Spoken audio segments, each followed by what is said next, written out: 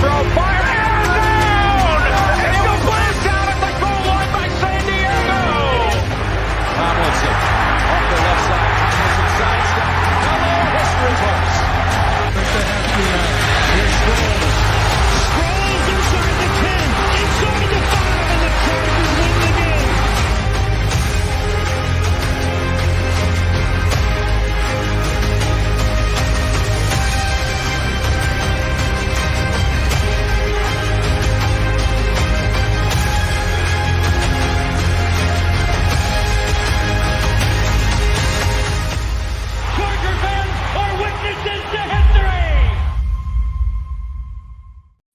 Hey, welcome everybody to TLR Roundtable. I get lost in that video. I love that video. Every time, man. Helps me up every time. I got lost. I was just watching, enamored and zoning out. So we're here. TLR Roundtable. It's Tuesday. We're back. We're answering your questions. We are going over your Discord questions, Twitter questions. We got some bad tweets again. So that's it. There will not be a score more this week because of the short week. Jamie, I assume you're not doing. No, I am. I have You a guest are. coming on. I have a guest Awesome. coming on for the walkthrough, so we'll record tomorrow. It'll be out Thursday. Perfect. All right. Well, you'll still get the walkthrough. Okay, so let's. That's all I got for now. You guys got anything else before we? Is that it? The show's over. We can go. Yeah. Thanks, well, I'm sorry, that's not my line. Yeah. Thanks, everybody. We'll see you next time. Yeah. All right. Let me get our questions up, which is somewhere. Here we go. Boom. Discord. Sweet. Attila. Okay. What the hell just happened? Okay, I see now. Cool. When do you guys start to get into scouting the draft class? Go for it, Jamie. When are you getting it rolling? I mean, I don't usually start till like January, but considering where things are right now, I will probably start playing around with it in the next couple of weeks, maybe as soon as this weekend, since we don't have a game on Sunday. Maybe I'll spend some time this weekend digging into some guys that I'm curious about early on. Yeah, I started dipping my toe in the wide receiver class just to get a look at them, but I haven't really look. I think what we usually do is around because we've been doing this so long. January 15th is the deadline to declare for the NFL draft. I think that's still the case. It's been that way for years. So around that date usually is our first show. And I remember 2 years ago, I watched a guy who was my sleeper. He went back to school. We did it before the deadline, and it was a wasted draft profile. But it's around that time. January 15th-ish is when we're going to start at least doing shows and all that. Yeah, which means we have to start watching guys earlier. Yeah. Not going to lie, I started peaking after the Packers game. Oh, did you? Yeah. So I would say that I really kind of took maybe about an hour and a half Sunday night and just kind of started getting the dry run of the guys that I definitely want to pay attention to that I think the Chargers might want to peek at, depending on if they're in that 5 to 7-ish range. So I've started somewhat of a rough draft, but I think I'll get a little bit more intensive here over the course of the next week and a half. Because, I mean, what else is there to look forward to? Yeah, we got some bowl games coming up, so we can definitely start there. All right, but definitely before the Super Bowl. We're always doing it before the NFL season. Charger season may already be done, but NFL season will still be going, and we'll be. I think last year the show started in like February. I think we started really late last year. We took a little extra time off after the season and kind of. That's because we were still doing Chargers content well into the playoffs. Mm-hmm. Back then. Yep. We don't have that problem this year. So long ago. All right, this is from Navigation. How would you guys rank the attractiveness of the Chargers job compared to other likely vacancies? Carolina, Chicago, etc. What do you think, Garrett? So I mean, obviously the Chargers are going to be pretty attractive. The only thing I would say is Chicago having the number 1 pick and then also another pick, like 2 picks basically that are going to be in the top 10 and a bunch of money, I could see somebody wanting that job just because they can do with it what they will. You know, they don't already have a set roster or a quarterback they got to fight over, because like Washington wants to keep Sam Howell. And so while they have a bunch of money, I don't know if that makes any sense really. New England, their roster is a mess. So it just feels like there's at least kind of a core there in Chicago. There are some good players I think in Chicago. So I think that with the draft picks, with the money, with some core players, I could see Chicago being pretty attractive to some people. But I mean, I don't know how you pass up a roster like the Chargers have with Justin Herbert. But I will say Carolina in this question, probably the least desirable in my mind. Yeah, for sure. Bryce Young is a disappointment. The roster stinks. They don't have a draft pick. I mean, that's one of those jobs that somebody's going to get, and they're going to be one and done, and they're basically just going to be sacrificial lambs for the next head coach that comes in when they have a high draft pick, and then they start all over again. Tupper's a nut job too, by the way. Oh yeah. That too. Throw that in there. Super involved and meddlesome. Mm-hmm. A lot like what the Chargers are dealing with. Yeah, I mean, I think Chicago's obviously interesting because they've got money and they've got draft picks to work with, probably 2 top 10 picks. That, I mean, how can that not be enticing? The Chargers are a little different. I think obviously what makes them interesting is they play in LA, so you know you're going to get a ton of coverage. They've got Herbert, which I would assume pretty much any coach worth his salt is looking at him thinking, I can win with him and quote unquote fix him to the extent that he thinks he needs to be fixed based on the way he played this year. And I also think, you know, if you really know what you're doing and you're eager to shape a roster, you know, kind of in your vein, whoever comes in here is going to have hopefully a lot of say in how they're going to restructure this roster, because let's face it, I mean, Mike Williams probably gone, Bosa possibly gone, Mack maybe gone or retired. Who knows what happens with Keenan Allen? Do they extend him? Whatever happens there, they're going to have to do something with him to spread some of that money around. Lindsley gone. You know, you're looking at some of those names on defense, Austin Johnson, SJD, like whoever comes in here is going to have their finger on the pulse of what this roster is going to look like a year or two from now. So it's an opportunity to really put your stamp on something and say, I built that.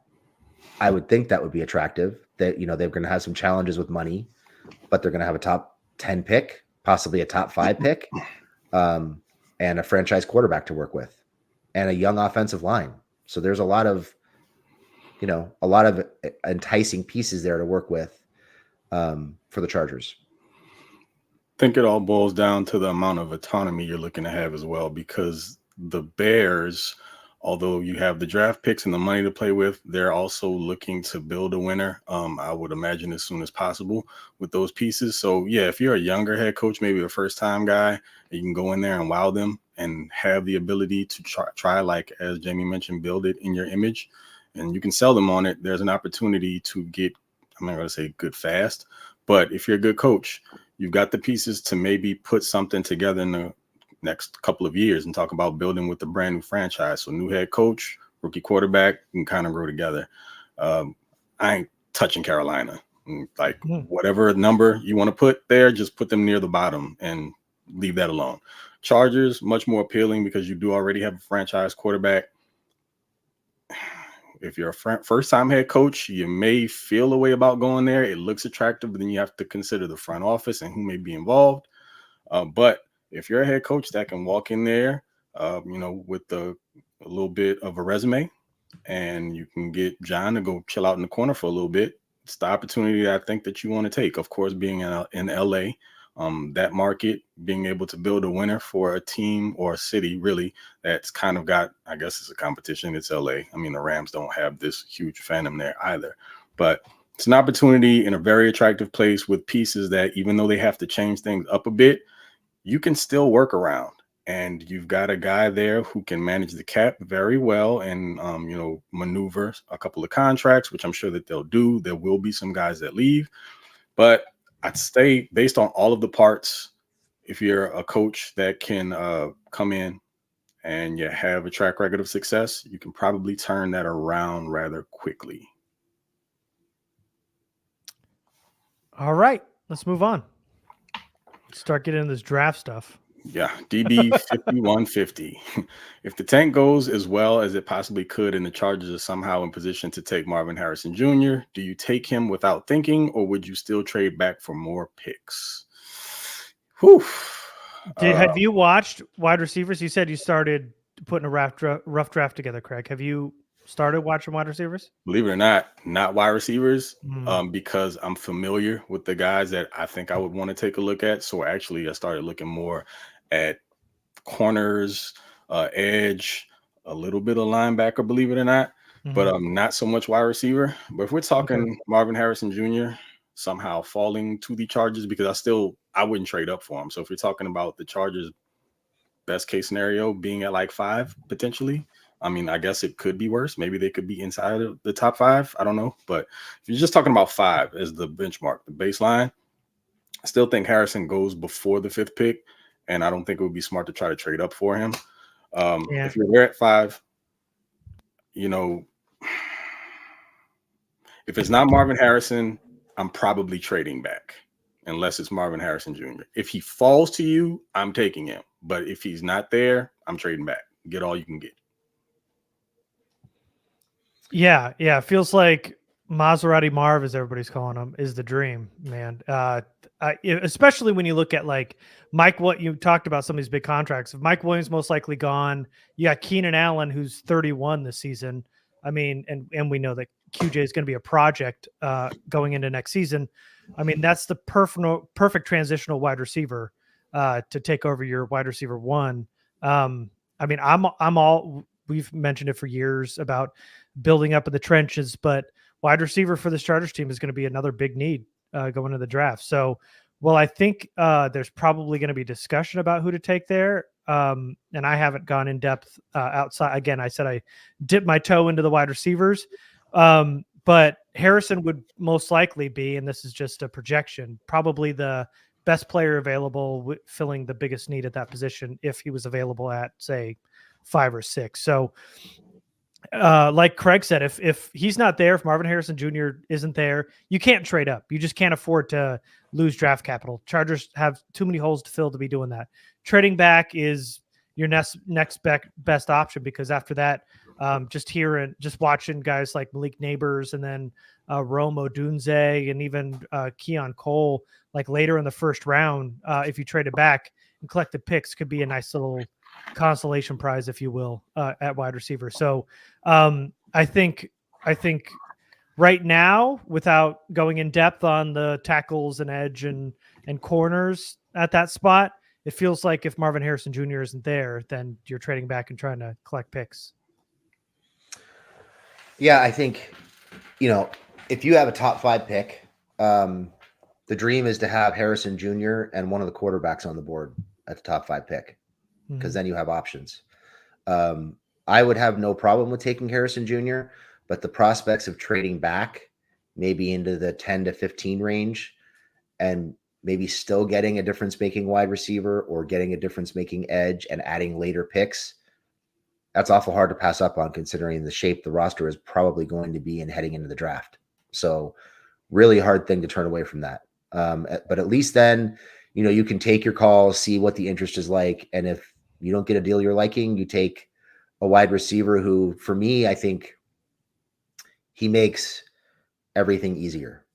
I haven't watched him in depth, but just seeing the games that I've seen and the highlights that I've seen, I think adding someone like Harrison Jr. It makes the offense more explosive, but it also makes things easier for QJ, because now he doesn't have to be an X receiver. He doesn't have to be making jump ball catches. They can use him more the way he's supposed to be used. And having somebody like Harrison Jr. who's going to pull coverage is going to make things easier on Keenan too, underneath. Because now there's somebody that teams have to respect deep, which the Chargers don't really have right now. So it gives you so many options on offense, but it's just hard to walk away from the potential of somebody trading up for a quarterback and maybe still getting a wide receiver who does those things for you, 5-10 picks later. And also, you think about it this way. I'm glad you mentioned that, Jamie. If you're talking about a trade back from 5 where you can still land inside of the top 15, those are 3 big name wide receivers that can all produce for you right away that are probably going to go in that range. When you're talking about Malik Neighbors and Romeo Odunze, probably mispronouncing his name. One of those guys, probably Odunze, falls somewhere in between that 12 to 15 range, if I imagine it to be correct. I'm not sure how many teams are starving for wide receiver right now. I haven't looked at that. But if you're in a scenario where you can nab one of those guys inside the top 15 and then satisfy another position like edge, something like that that's going to be impactful, then yeah, that's going to be hard to turn your nose up at. All right, let's go into the chat here. Blazing Bolts, before we move on to Twitter. Blazing Bolts has a question. How will Staley's tenure with the Chargers be remembered? How will you guys remember Brandon Staley? A whole lot of bluster and bullshit. a real cheerleader. A really good talker, somebody who sounds like he knows what he's talking about, and I'm sure he was getting guys fired up early in his tenure, but somebody who just didn't measure up, couldn't make the adjustments, couldn't put people in a position to succeed. I don't know if he was getting stuck in his own way or if he was getting stuck because of things going on in the front office or what the deal is, but it's just disappointing. Just a lot of failures from Staley. Like lying on your resume and getting the job, essentially. Basically what he's going to be remembered. Like for me, guy talked a good game, had the snake oil salesman thing going on, really understood the X's and O's, just couldn't teach him. And when it was time to put the rubber on the road, couldn't get the job done. So it's really unfortunate. And to me, he's just going to be mired amongst some of those other names. Guys that are going to be forgotten and considered a joke when all is said and done. And he's a good guy. Seems like it. Really likable, but just wasn't prepared for it. Yeah, I know we've said it for weeks now, but I can't get out of my head just how uncollaborative he's been in his tenure. Just it felt like the reason why he got this job was just because he was always choosing the best idea in the room and working off that. And I don't know if it's an ego thing or a stubbornness thing, but he just won't do that. And he picks his way, whether it's working or not. And when it's not, just feels like now he's just hammering into the ground. And now the Chargers are one of the worst teams in the league. So it just feels like the thing that made him good as a position coach has not carried over to a head coach, which I find really disappointing because I had high hopes for Staley. Yeah. And just to add to that thought about being collaborative, I think what he was ultimately hurt by is a lack of a network in the NFL. And maybe there just weren't enough good ideas to go around in the room because of who he wound up surrounding himself with. So I think he was really hurt by not having people to fall back on. There wasn't a whole lot of experience, really any experience on his staff outside of maybe Frank Smith early on. And obviously Lombardi was experienced, but not great experience. And maybe there just wasn't, maybe he just didn't have the ideas to accept. Maybe that's possible. Kim, how soon after week 18 will this staffing massacre occur? It's that Black Monday date, right? That's when all the coaches go. Yeah, I think it happens right away. I was thinking about this today. I know a lot of people are saying they think he stays, but last offseason he lost his offensive coordinator and his defensive coordinator. They promoted Ansley for him. They brought in more for him, his handpicked. Really the first time in his tenure that he was able to pick the guy that he wanted, and it still didn't work out. I can't see him surviving this time. Like, I can't see them clearing house and keeping him. I think they've just reached the point where they have to move on, and I think they realize that. When I wake up Monday morning, I better see an alert saying he's gone.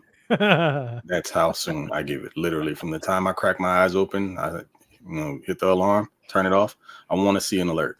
It needs to happen on Monday. There's no reason to have any conversations, talk it through, figure out some other alternative way to potentially keep him around. There's no reason to do it. Just cut bait, let the guy go live his life, pick up wherever else he wants to. If he can get another gig, then great. His time as Chargers head coach needs to end promptly post that last game. All right, Knox, thoughts on Eric Bieniemy, hard-nosed former player, and could come in with a good game plan versus the Chiefs. Is Bieniemy in your top 5 for head coaches? I don't think so. I haven't done a whole lot of research on coaches right now, but you're talking about a guy who has been, at least in the court of public opinion, considered one of the top candidates for like the last 5 coaching hire cycles, and he has not been able to get a head coaching job. I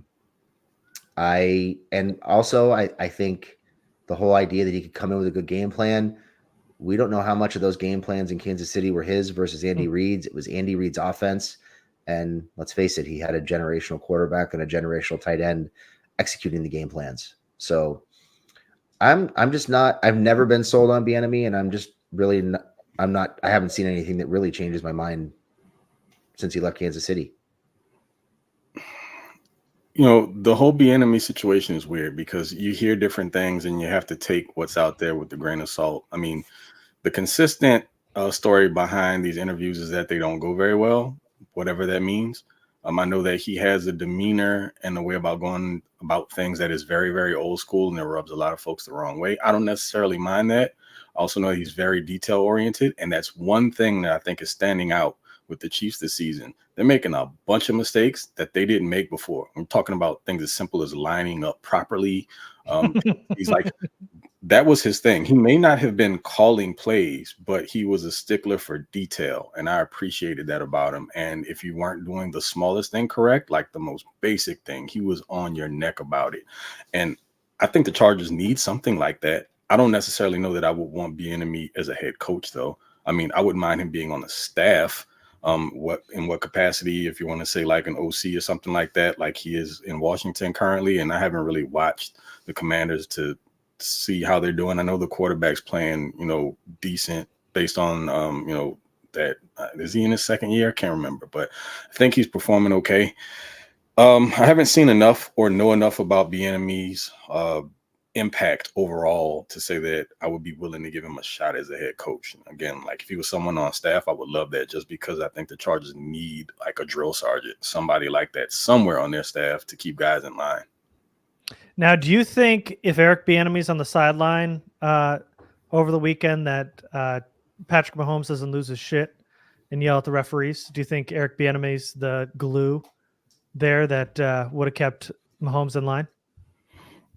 I mean, they've gotten into it before, so I'm not exactly certain if he could kind of reel him in or not. I know that the relationship between Mahomes and Reid seemed to be more of one where, there's a respect there and they're not really jawing at one another. And, Reid seems to be able to kind of calm him down.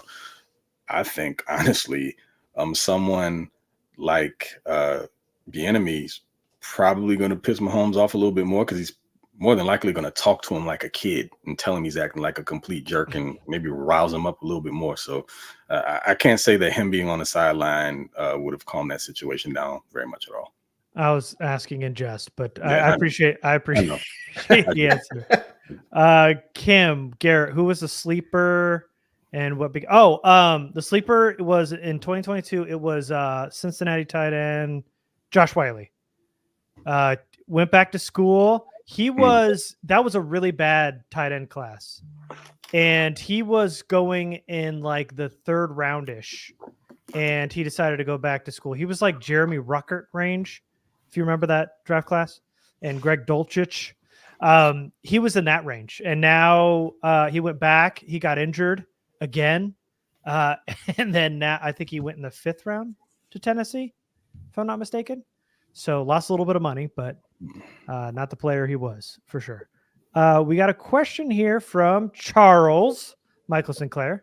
Thanks for the donation. Is this coaching staff and Telesco dead to the Spanos family after the Herbert injury? I think this coaching staff has been on thin ice pretty much all year. I don't know that Herbert getting hurt intensifies that or changes that at all. They're just bad at their jobs. And I think the Spanos family is realizing that. In terms of Telesco, hard to say. I mean, he built the offensive line. It's his roster. But he's also, he's John's bitch, for lack of a better word. I was going to say boy, but So, John needs that person to cosplay with and to play in the sandbox with and push him on the swings. And I don't know that he's ready to let that go. So, Telesco remains to be seen. He should be gone. Will he? We'll find out.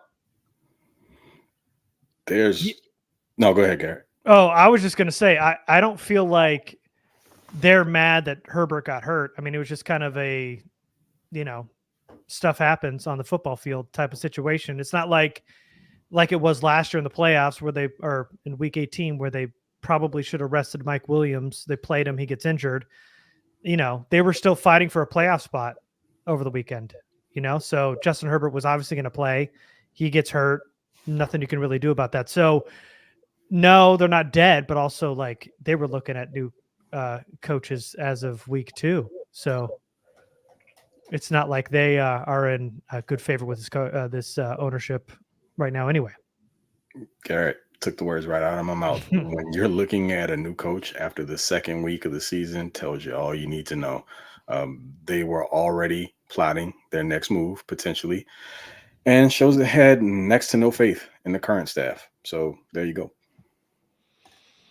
All right. This one I feel like is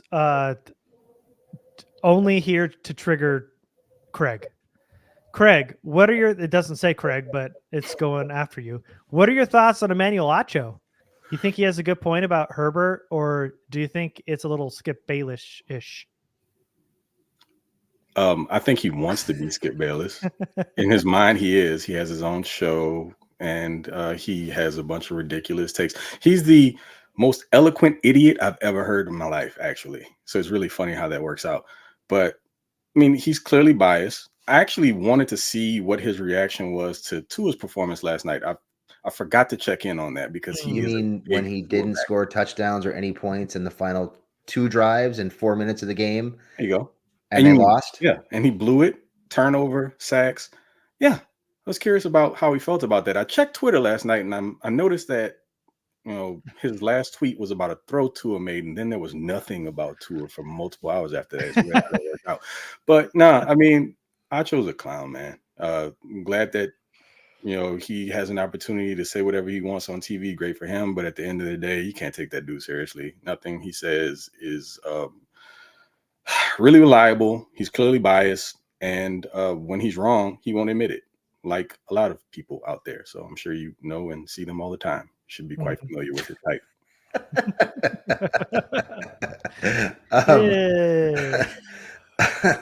We'll just leave that right there. Yeah.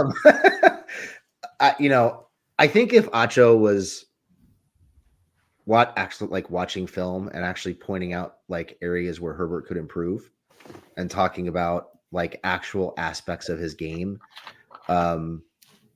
he might actually have a point. But I've never actually heard him make a like legitimate critique of Herbert as a football player. It's always just he's a social media quarterback. He's not a winner, like stuff that you can't quantify. So that's what makes him an idiot. That sounds like somebody else we know on Twitter. Well, there's a lot of people like that on Twitter. Yeah, I guess you're right. Sorry. But yeah, I mean, I just, Herbert is not above criticism. And we've said that a lot on this show, especially this year. He's not above criticism. There are areas still where he can improve in his game.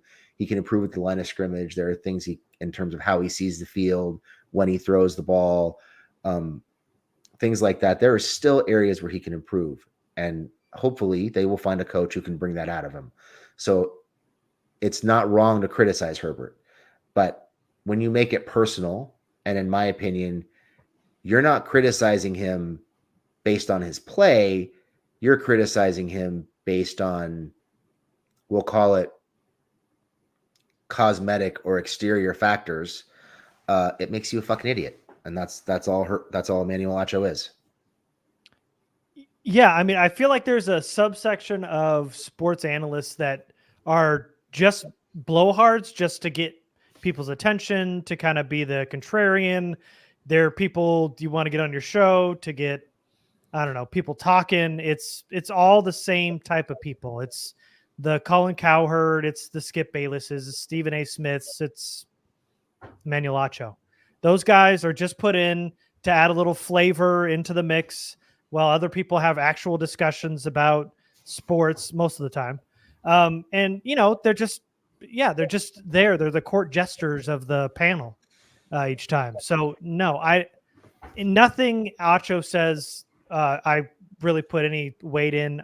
Again, like Jamie's saying, anybody who can quantify or tell you exactly why they have the opinion that they have, you can respect and you can have discourse and disagree with. That's fine. But when you say just something like Herbert can't win, he's a social media quarterback, when we know his record of fourth quarter comebacks, we don't include any of that.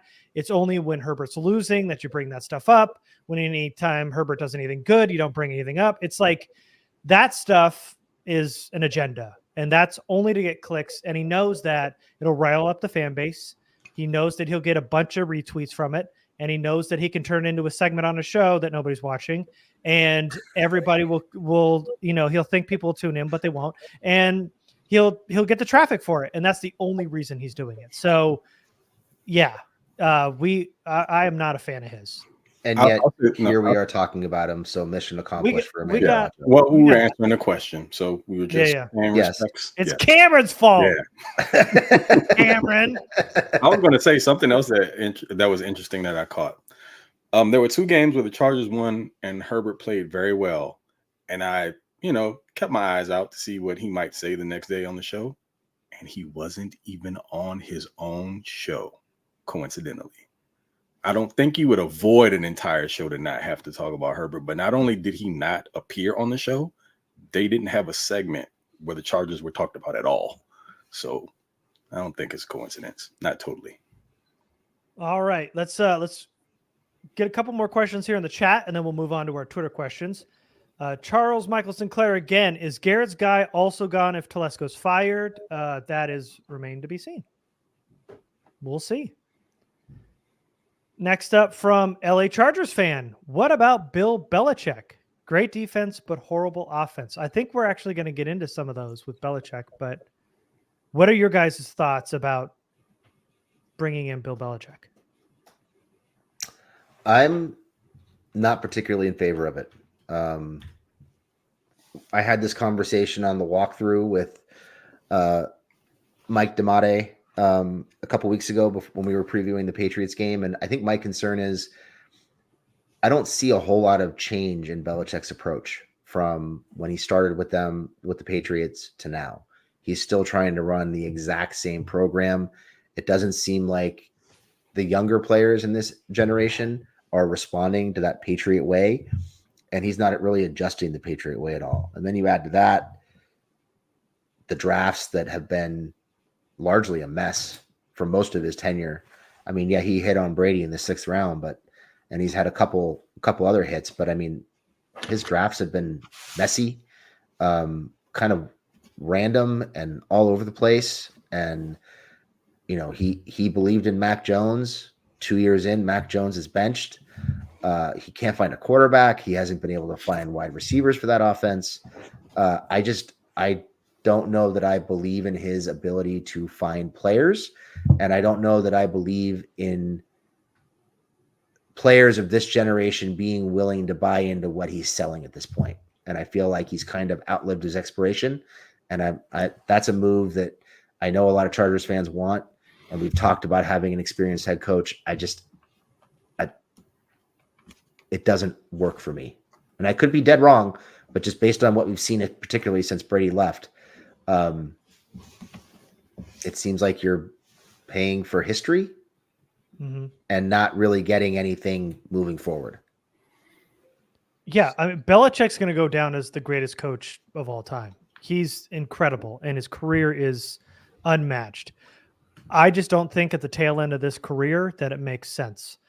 Also, you're hiring Bill Belichick. How long do you have with him? I know we talked about how Harbaugh is going to run hot and eventually fizzle out, but Belichick, much older, and it's the drafting, like Jamie mentioned. I feel like the outdatedness is a big thing too, and I just don't know that he's going to be able to bring anybody in. And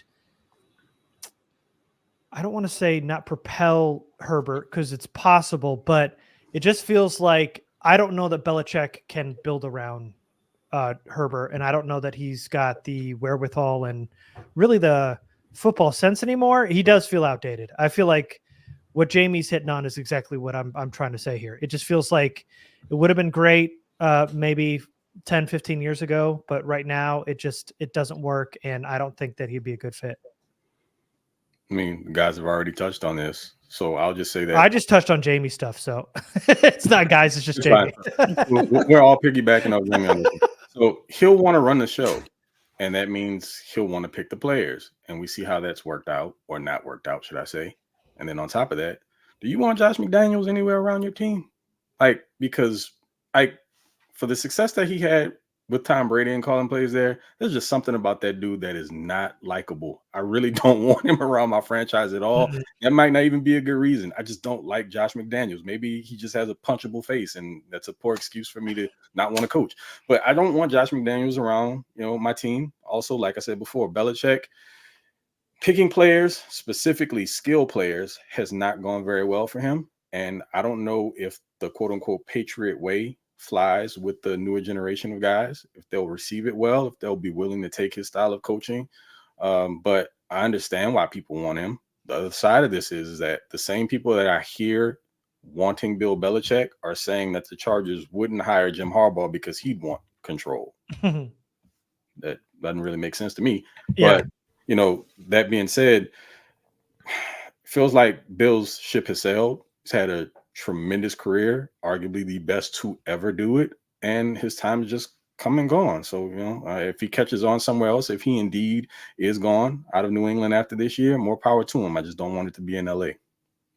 Yeah, and I think Garrett hit on something too. He talked about propelling Herbert. I would use a different word. I would say elevating Herbert. You got to worry about the staff that he's going to bring in. Is he going to bring in Josh McDaniels? I mean, the only success he's ever had from an offensive standpoint is with McDaniels running the offense. Of course, Brady was running the offense, but McDaniels got the credit for it. McDaniels has now had 2 stops where he was gone very quickly because he couldn't manage or handle people. And like we've said with him for years, when people tell you who they are, listen. And we know who McDaniels is. And I think we have a good idea of who Belichick is. Yeah, he won a lot in New England, but everything fell into place, and he had a lot to do with that. But that quarterback was the linchpin. And what kind of a staff is he going to bring in around him? Are we going to have his son as the offensive coordinator or the defensive coordinator? Is he just going to bring his lackeys? Maybe he should just go to Carolina, coach there for a couple of years, and turn into an even bigger mess and retire. I just don't see the fit. I'm just not interested at all.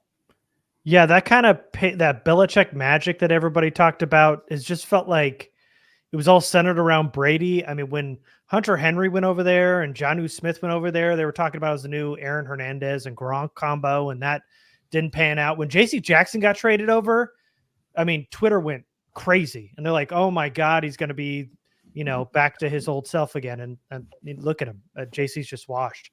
So it doesn't feel like those big swings that he takes are working out so much anymore. The help revitalizing careers and bringing in like he did all throughout most of his tenure, where he's bringing on these veterans on their last leg, getting a real strong 3 to 5 more years out of them, and winning some playoff games in the meantime. None of that's working out. And his draft philosophy is ass backwards, and I hate it. He is always the worst drafter every year. It obviously worked with some guys a million years ago, but as of recently, I mean, he just does not have the touch, and he is completely out of touch in the draft room. The Right only there with the Raiders. the only thing that you might like about him as a drafter is he's going to trade back. Sure. That's the only calling card he has right now that I believe in that I think could add some value is that guy's going to trade back every chance he gets, probably in every round, and accumulate picks. Yeah. What's he going to do with those picks? God only knows, but he is going to trade back. Yeah. And he is definitely going to change the culture. That's one thing you would love. What is it? A culture that's going to be any good? Probably not, but is he going to change the culture? Well, it's definitely going to be different than it is now. That's for sure. He's going to run it his way, which is different than it is now, but that doesn't mean it's going to be successful. In fact, I don't think it would be successful. All right, let's thanks Twitter chat today. Really good questions. A lot to talk about here. All right, Jamie. From Big Daddy E3737. Yeah. From the results this season, I do not think Salyer, Pipkins, and possibly Zion are anything more than replacement level players. And with Lindsley a question mark for next year, is it possible we see anywhere from 2 to 4 new starters there next season? Thanks, guys. Love the roundtable. We'll start with Craig. What do you think, Craig? I think they've invested way too much in this O-line to just let it go by the wayside at this point, or just start to try to retool it, should I say, from 2 to 4 players down. This is a coaching issue. When we started this year, you guys remember I said that the thing that I was actually most excited about was interior offensive line play, which is the first time I've ever said that in my life. And it didn't materialize this season. It's not because the guys didn't have the talent to get the job done. I mean, we've seen them perform here and there. We scouted them in college, and we saw them be dominant on multiple occasions. This, to me, boils down to the fact that they didn't have the right people coaching them and teaching them. So if the Chargers are willing to pay a legitimate coaching staff to come in and really bring these guys along, I think they'll be better going into next season. So I think they'll probably be banking on improvement via better teachers, AKA coaches. So no, I don't see a huge turnover on the offensive line. I mean, Corey Lindsley, we don't know what the deal is going to be with him. He may be done. If they decided they had enough of Trey Pipkins, I know it would cost them. I don't know where the ripcord is on that deal. I think maybe, is it after next year or something? It's after next year. Yeah. So, I mean, if they decided, they wanted to bring someone in for competition with him and they don't care about what they're paying him and maybe look to trade him or something, I don't know. That's the one person I could see potentially being gone, but I don't even think that's going to happen. So I don't see there being really any turnover on the line, with the exception of probably Lindsley if he retires. Yeah, the ripcord is after next season, 2024. And he would be, it would cost them 9.5 to get rid of him. So while I agree, they are not getting rid of Salyer and Zion. And quite honestly, it's probably too early to start to turn that over quite yet. I think definitely center. I don't think Lindsley's coming back. He probably shouldn't. If he's not coming back this season, he probably is going to be retired this offseason. So center, right tackle, I could see a scenario where they get a right tackle and they compete with Pipkins in camp, have Pipkins be your swing tackle there then, and then in 2025 you can then let that go and bring somebody else in, but which I don't think is a bad plan, have a Pipkins as a backup. But I could see 2 at most in my mind. I see is center and right tackle. Yeah, I mean, so here's the deal. Zion and Salyer are both young and inexpensive. And they thought enough of Zion to take him 17th or 18th, whatever it was last year. So they're all in on Zion. 2 years. 2 years ago. Yeah. They're all in on Zion. All in is triggering, Jamie. You shouldn't do that. Oh my God, he said all in. No. They are committed to Zion. How's that? Is that better? They're committed to Zion. I don't see that commitment changing. What you could see potentially, I don't know that they would do it this year, but you could potentially see him move to center, because there was some talk when they drafted him that they could see him as a center long term, and they could expedite that with Lindsley potentially retiring. And I think Lindsley had a good chance of being cut this year anyway, whether he retired or not. So they were probably looking at life without him sooner rather than later, regardless of what happened with his health. And we all hope he's okay and lives a full and healthy life. But I think his days with the Chargers and probably in the NFL were numbered one way or another. Salyers as a 6th round pick, I mean, he's probably not going to make more than $400,000 or $500,000 this year. He's not going anywhere. I've seen some people suggest moving him to right tackle. I suppose that's a possibility. I don't know that I want him on the edge. More and more teams are lining up their best edge rushers on the right side now. I would not do that to him. I would keep him inside. Pipkins, I mean, look, with Pipkins, he got paid because he exceeded expectations. And let's be honest, the expectations for him heading into last year were basically nil. And he exceeded nil. So good for him. He exceeded nil and he got paid. But now we're seeing him for who he is. And he's struggling. That's the one area where I could definitely see them drafting a replacement right tackle somewhere in the first 3 or 4 rounds to come in and compete, if not outright replace Pipkins right away. Zion's not going anywhere. He's either going to be the left guard or he's going to be the center. My guess is they leave him at left guard. They have much bigger issues than replacing these guys. I think their issues really come down to not having good protection plans, not having an identity in the running game, or at least not having an identity that works in the running game for their personnel. And they just need somebody to come in and organize and clean this shit up and fix it and teach things the right way. I think they continue to struggle with teaching what they want the offensive lineman to do. And I don't know how, but they're still not prepared for these overload blitzes and sending extra rushers 13 weeks, 14 weeks into the season now. So that's a problem. So yeah, I could definitely, they're going to have a new center, potentially a new right tackle.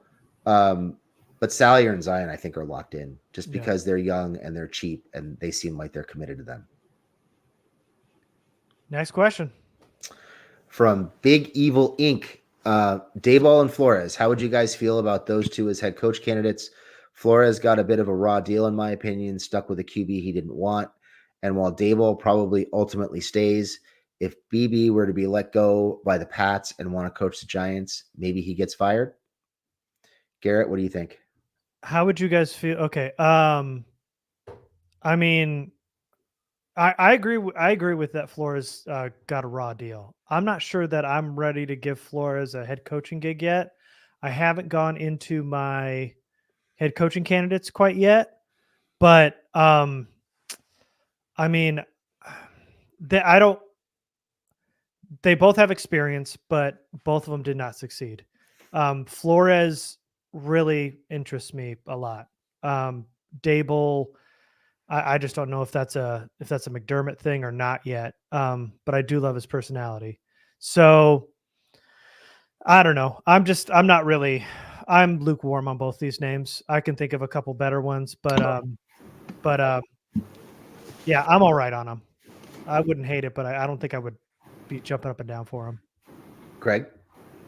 Flores is interesting because, yes, he did absolutely get the shaft with the Dolphins, and that entire situation was a complete mess. My feelings about him as a head coach, well, I mean, I think right now his record is hovering right around or just under 500, if I'm not mistaken. So take that for what it's worth based on the rosters that he had and the situation he was going through. But we do know that he's going to be a very aggressive defensive minded guy. I mean, I know that we don't necessarily want to do that at the head coaching position again. We probably are more so along the lines of all wanting an offensive minded guy. So it's another one of those situations where I'm going to have to look back at kind of, his tenure with the Dolphins and see what he was able to pull off, look a little bit more deeply into it game by game and get a better feel for him. But can't say that I would be willing to sign on for Flores. And the whole Daboll thing, like I was a Daboll guy that last draft cycle, really liked what he did offensively with the Bills, felt like it made a ton of sense for the Chargers. Problem with Daboll is he overachieved year one. And this year, I mean, the Giants had a pretty good win here last night against the Packers. Yes, sir. He still doesn't have a ton of talent that he's working with. And I mean, the team's still fighting for him. He's on his third quarterback right now. And I mean, he's got them playing hard for him, which is good. Team hasn't quit on him, but the sample size to this point isn't enough as a head coach for me to say that I'd be happy with him coming on board with the Chargers. And apparently he's also really a jerk to his assistant coaches. So, I mean, that attitude might not fly in the locker room either. So right now, same, probably lukewarm on both. But I would be looking to kind of dive a little bit more into Flores. But I mean, we've talked about other coaches that I have a bit more interest in. Well, we all know the main coach, but to see what the potential might be there. But between the two, I really couldn't give you an answer either way. So for me, if you're going to blow out Staley, I don't think you can hire another inexperienced or moderately experienced defensive coordinator as a head coach. I just think Herbert needs stability on the offensive side of the ball, which he really hasn't had since high school, for crying out loud. So I don't know that you can do that to him again. It didn't work the first time. We were on board with it the first time. It didn't work. I think you kind of have to put that to rest unless you're talking about hiring somebody that like a McDermott who has a long history of winning and has that offensive network that he can bring somebody in to help run the offense. So I think I'd probably be out on Flores. Daboll, I mean, he isn't kind of a jerk to his assistants. His assistants and his players openly refer to him as a motherfucker. So they call him that motherfucker. So wait, no, I thought he was the one calling him. Did I get that confused? Yeah. I thought that was what they were calling him. My bad. You're right. He refers to his people as motherfuckers. Yeah, my bad. Still not good. Still not good. I mean, he had to have some kind of a say in extending Daniel Jones. Their offensive personnel is kind of a mess. I think he caught people off guard last year. People are more prepared for him this year. I think if Daboll gets fired, he is probably landing somewhere as an offensive coordinator. I think he's probably going to have to reset and rebuild his name as a head coach. So I would be looking to maybe add him as an OC. I mean, could you imagine like a Harbaugh and Daboll pairing? And Harbaugh just says, you go take care of the offense. Yeah, that's go fix dream. Herbert. That would be kind of the dream for me. But as a head coach, I don't know that I would jump into that based on some of the things that are being reported about him and how his people feel about him in New York. Yeah, this isn't really the experience that we've been talking about in terms of experienced head coaches. These two. That's not what we mean. 2 to 3 years and kind of flame out. Last one. Oh, wait, hold on. Where is it? Here you go. From True 3. Oh, come on. You know what that is? Say it. Play from True 3 Players. Is that what that is? True Players. True Players. Okay.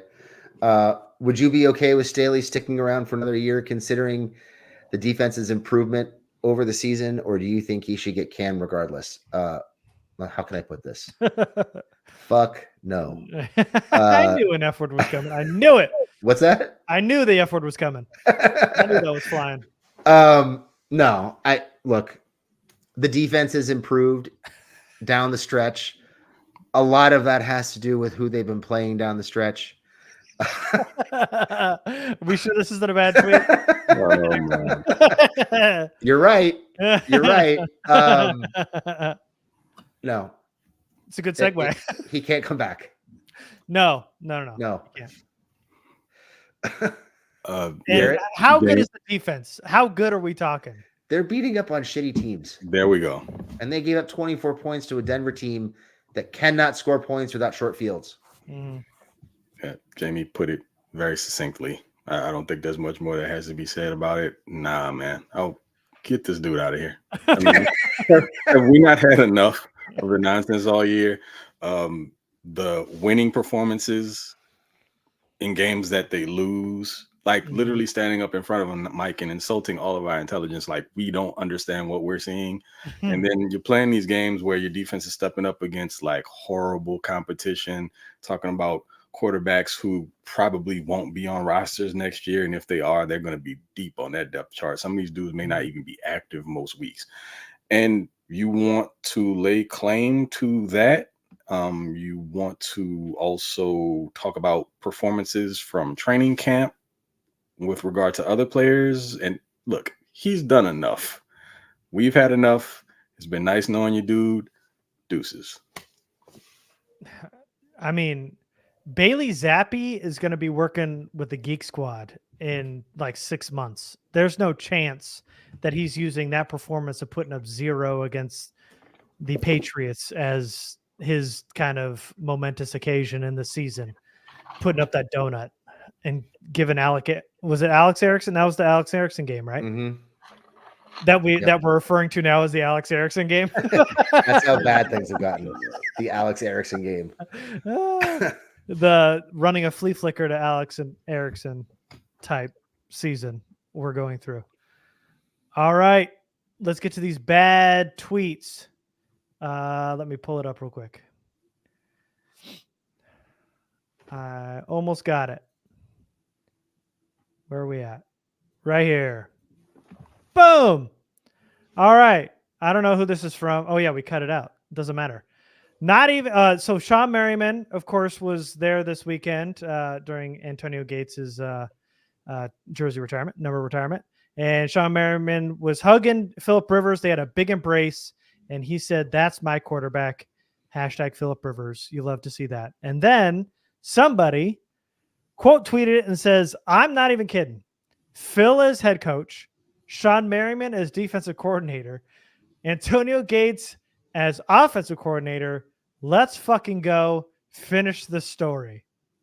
We're handing out jobs to former players with no experience. No, wait. Sorry. Excuse me. Phillip Rivers is coaching a high school football team right now. He has some experience. That's why he's head coach, according to this person. First of all, can we talk about how awkward that photo of Merriman really is? It's a video. How awkward is that? It was a first of all, I don't like it. It's a video, and I screenshotted it. So this is a freeze frame of a you did that an on awkward purpose. embrace. You did that on purpose. That is so awkward. I am not okay with this. That's I real love bro these love right guys. there. Like neither one of them looks like they want to be there. Actually, Merriman kind of looks like he wants to kiss Phil. Yeah, he does. He, he looks like he wants to be exactly where he is, and that is what concerns me. Yeah. He's the one bringing that hug in real tight. Love you, like Sean. Tighter All than good. that shirt. But go ahead, Jimmy. But this is sketchy. You mentioned Rivers is a high school coach. Somehow we're having another varsity blues moment. Let's just have all the former players come back and be coordinators and call the plays. Mm-hmm. Get out of here with that. Let's go hire somebody who knows what they're doing. Let's win some games. Let's maybe win, an AFC pennant, win a Super Bowl. Go hire an actual coach. We all love Phil. We all love Sean. We all love Gates, but they don't need to coach the team. Let's not go there. They're not coordinators. What are we talking about? Outside of Phil, they're not even coaches. Yeah. Do we automatically assume that because they played, that means that they can coach? That's not a correlation I think we should make. I think history has shown that's not always the best case scenario. But yeah, they're guys we love, Chargers legends. Let them be who they are, where they are. I don't believe that should be on the sideline in the NFL on Sundays for the Chargers, or really anywhere else at this point. But yeah, let's come up with some better ideas. Yeah, we love the players, but come on. Yeah. Coaches, come on. Let it go. Next one. Chargers fall in the first 5 picks if the season ends at 5-12. If Harbaugh's not available, I would give up that first round pick for Bill Belichick. We talked about how Bill Belichick wasn't a good fit, but let's give up a top, he said first 5 picks, so a top 5 pick for Bill Belichick. Really setting you behind, man. I can't figure out if I need Advil or alcohol. Both and maybe both. Yeah. Maybe go bang my head against the wall. Yeah, both. The Advil's for the hangover you're about to have because you're about to drink a lot. We already talked about our feelings about Belichick. The idea of trading picks, any picks, for a coach is bad enough as it is. But now you want to trade 5 years of cost controlled value and a top 5 pick for a 95-year-old coach? How old is he? 75? I'm gonna look it up. I think he's 71. I'm exaggerating here for effect, but Uh-huh. yeah, no, you don't trade top 5 picks for a coach under any circumstances. This He's Twitter 71. account should be closed just for recommending this. For this. He is Just for this. 71. You were right, Jamie. Report this person. Report This this is person harmful. for being an idiot. Harmful behavior. Does this follow Twitter guidelines or X or whatever the hell it is? So no, let's start there. Simple enough. But also, I mean, if you want Bill, you may not have to trade anything for him because he might be a Don't free get agent. fired. Yeah. The rumor is he's supposed to get fired. So, I mean, you can strike up all the rumors you want at that point, but still not, man. We're not trading players, specifically a top 5 player, pick, should I say, for a head coach. Not Bill Belichick, not anyone. Number 3, I got 4 here. It's a picture of Anthony Lynn. It's not too late to apologize to him. He wasn't perfect, but a lot better than this clown show. We're at the point of the season where we're now making excuses for Anthony Lynn, and we're going back to a day where we thought Anthony Lynn was good. We're rewriting See what we've history. been relegated to?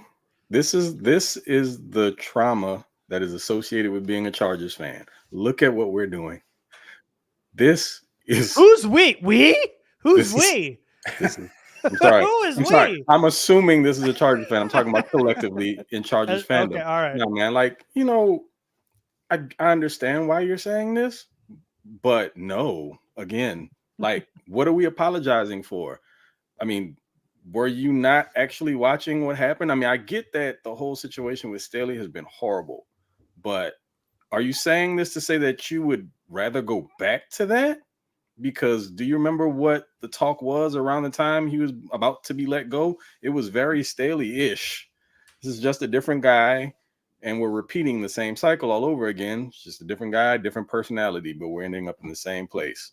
And these tenures, in a lot of ways, sort of mirror each other. You get like 1 or so good seasons out of it, and then a tank job at some point, and then everyone's pointing the fingers. Yeah, I mean, everyone's pointing fingers, talking about all their shortcomings, but I don't want to see Anthony Lynn manage another football game in my life. Like, that was, we talking about trauma inducing.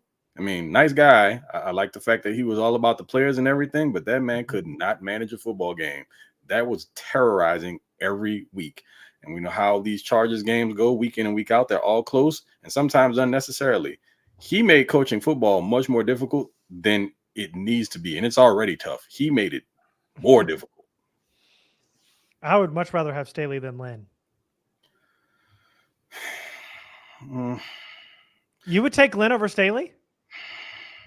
I think we are minimizing how bad Lynn was. Lynn was terrible towards the end. I mean, we're talking about levels of suck here. Well, of course. I mean, pick which I don't know which nightmare you want. Like which Nah. I mean, I'm not making this choice of any of these guys. Forget this. Okay. I'm sitting this one out. I'm not picking.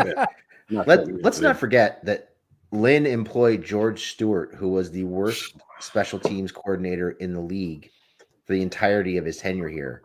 And when it came time to fire him, he wouldn't even fire him. He had to reassign him because he was so emotionally invested in Stewart that he couldn't bring himself to fire him. At least Staley, when there were mistakes with his coaching staffs, at least Staley got rid of the people who were problems. Lynn wouldn't even do that. And then you start talking about game management. I mean, look, the Chargers are losing close games, but they're not losing close games because Staley is mismanaging them. They're losing close games because the players are making boneheaded mistakes on the field. Lynn could not manage the clock. He could not manage his timeouts. He didn't use challenges properly. Every week, he was making literally the same clock management mistakes towards the end of half and at the end of the game, to the point where he was being openly ridiculed by every sports talk show on any channel you can find, basically for being an idiot. And when he was asked about the mistakes he was making, his response more often than not was, I don't remember the play you're talking about. I don't remember the decision you're talking about. I don't recall. Yeah, he played dumb. And then he compared the Chargers season to Pearl Harbor. Which on that cake. I think he's still here if he doesn't make that blunder. I think the Vietnam blunder or the Pearl Harbor blunder. Oh, I think if he doesn't draw that comparison at the end of his last season, I think he coaches at least 1 or 2 more seasons with the Chargers, because I don't think they wanted to fire him. I think they felt like they had to fire him. Oh, that was the nail in the coffin, you think? I think that was a nail in the coffin, because I feel like when they fired him, they didn't do it right away, and they didn't even tell him face to face. Like, they had his exit interview, and they started leaking stories about him getting fired, and they didn't tell him. I think he found out through social media. Being fired, that whole situation was wonky. I remember the news coming out about that being really strange. Like, people didn't know if he was actually gone or not, and I think he had made a statement, and then it seemed like they had made the decision prior to talking to him, and it leaked somehow.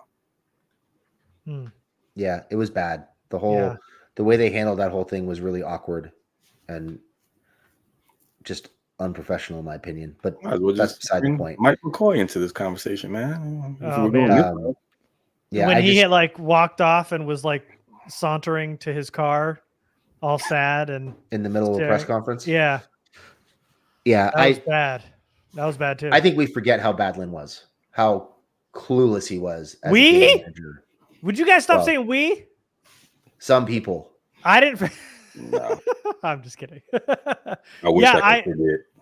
This is really bad, because quite honestly, I don't owe Lynn an apology at all. I would take Staley over Lynn anytime. So this whole he wasn't perfect, but a lot better than this clown show is just false in my mind.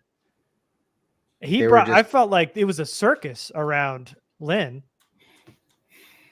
They were 2 clown shows of a different make. Right. Sure. Okay. All right, last one, because we got 4 today. Telesco sucks. And then he starts listing the draft picks. Thule at 54. Darius Davis at 115. Zion Johnson at 17. Salyer at 195.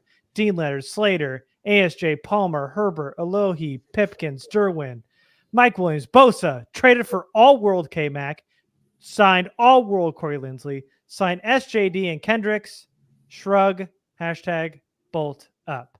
This is the counter-argument to people saying, quote-unquote, Telesco sucks, which feels like it's making its own point.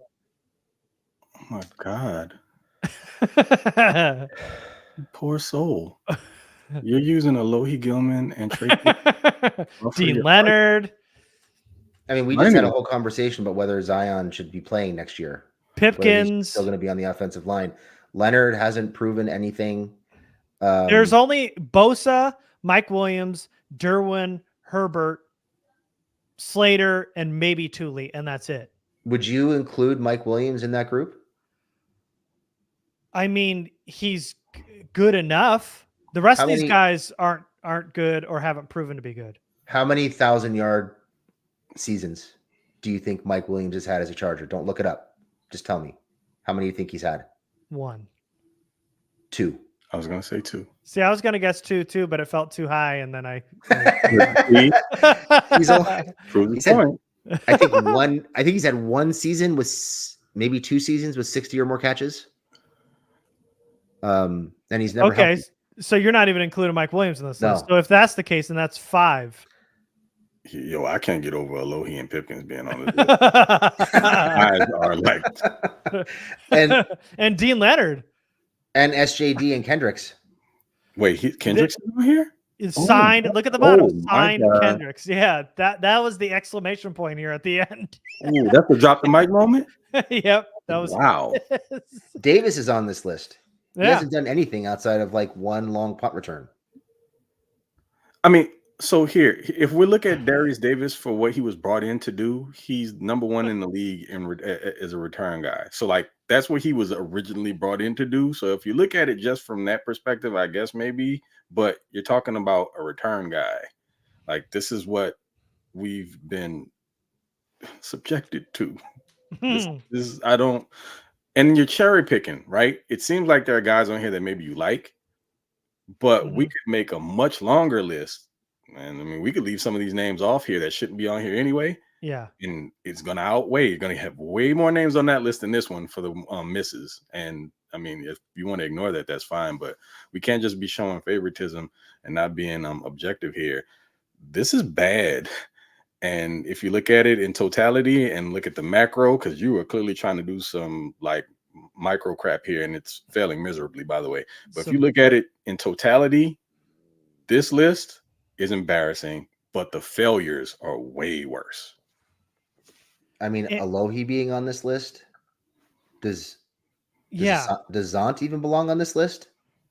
No, I don't think so. No, Palmer, I don't think deserves. That's I named the ones that I thought I gave the benefit of the doubt on Mike Williams, but even maybe he doesn't deserve to be. Thule's been really good, but he's played 14 games. Yeah, and then the traded for all-world Khalil Mack. He's only played 2 seasons. He had eight sacks last year. He's got like 15 now. 4 of those sacks came in 1 game last year.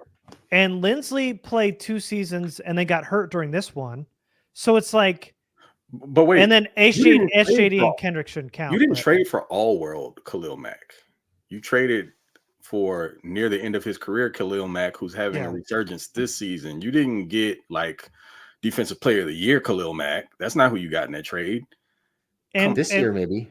We're talking about 2 seasons though, from each Khalil Mack and the all-world category that he put. Yeah, so I'm just Khalil talking Mack about like prime Khalil Mack, and yes, he is having arguably a defensive player of the year season this year. So no disrespect about that at all. But I think this is just worded poorly when we're talking about that. And this is nitpicking because that's just one name. We're ignoring the more egregious ones. So, yeah. Yeah. So the quote, I mean, it feels like he's proving the point that Telesco sucks with this list, is what it feels like. Was this a troll? No. I know who this is. I actually know this person. I used to be a colleague with him. Oh, really? Yeah. Oh. When I worked in the golf business. We were colleagues for a short time. And I think his general point is coaching and GMing is hard. Like if you sat down with him and talked to him about NFL coaches and you brought up Anthony Lynn, he would probably still to this day defend Lynn because coaching and GMing is hard. So I don't want to mock him too much because I know him. Oh, see, it's less fun when you know the person. That's why we take the name out. Yeah, I don't think this list proves what he thinks it does. But I think his overriding point is that no GM is perfect and he's done okay, I guess. Never mind the fact that he's won 2 playoff games in 11 years and has only had 3 playoff appearances in 11 years in a results-based business. With 3 different head coaches. This just, I don't know, man. We're trying too hard to defend someone. We're trying too hard to defend the indefensible. All right, let's get one more question here before we get off here. This is Blazing Bolts. What was the good and the bad about Norv Turner? The good was the offense, right? He aired it out. That's some good.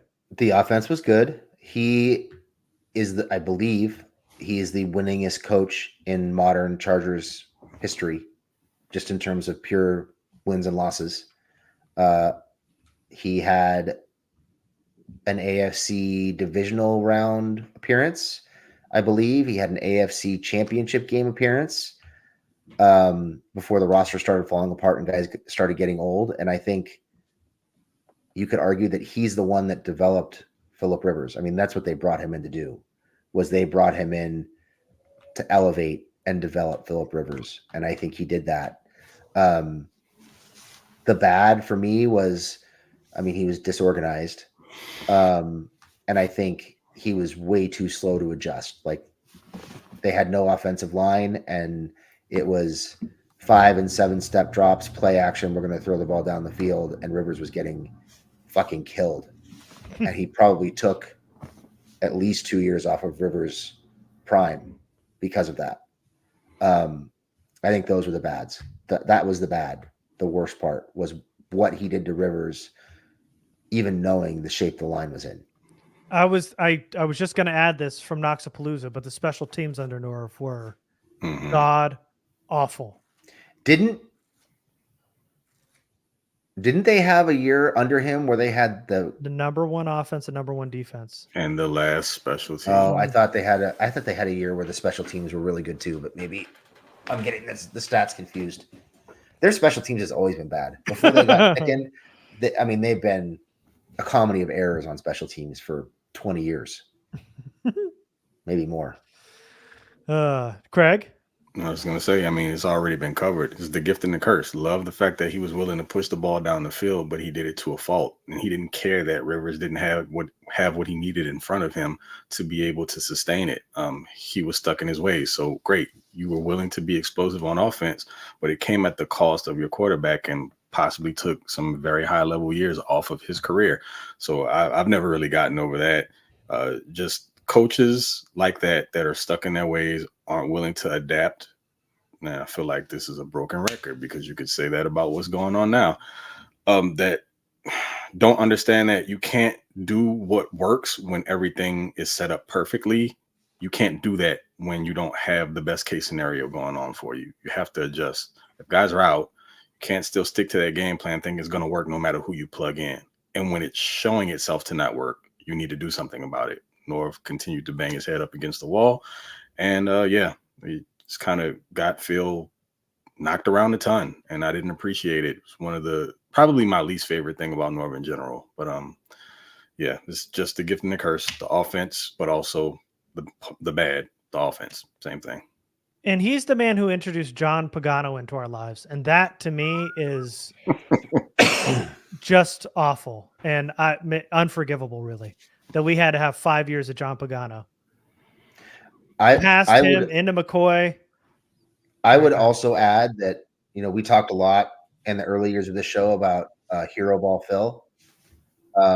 I think Norv and the way he ran the offense and the beating that Phil was taking, I think that's what gave birth to Hero Ball Phil. Like, I think Phil just got to a point where he was taking such a beating that he was like, fuck it, I'm just going to throw it up. I don't care anymore.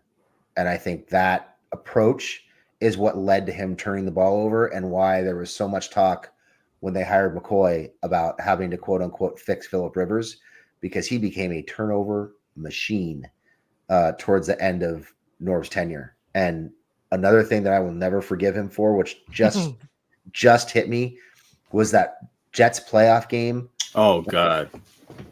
When they got up 10-0 and he decided he was going to beat Rex Ryan at his own game by running the ball with a 10-0 lead, and they let the Jets back into the game and they lost.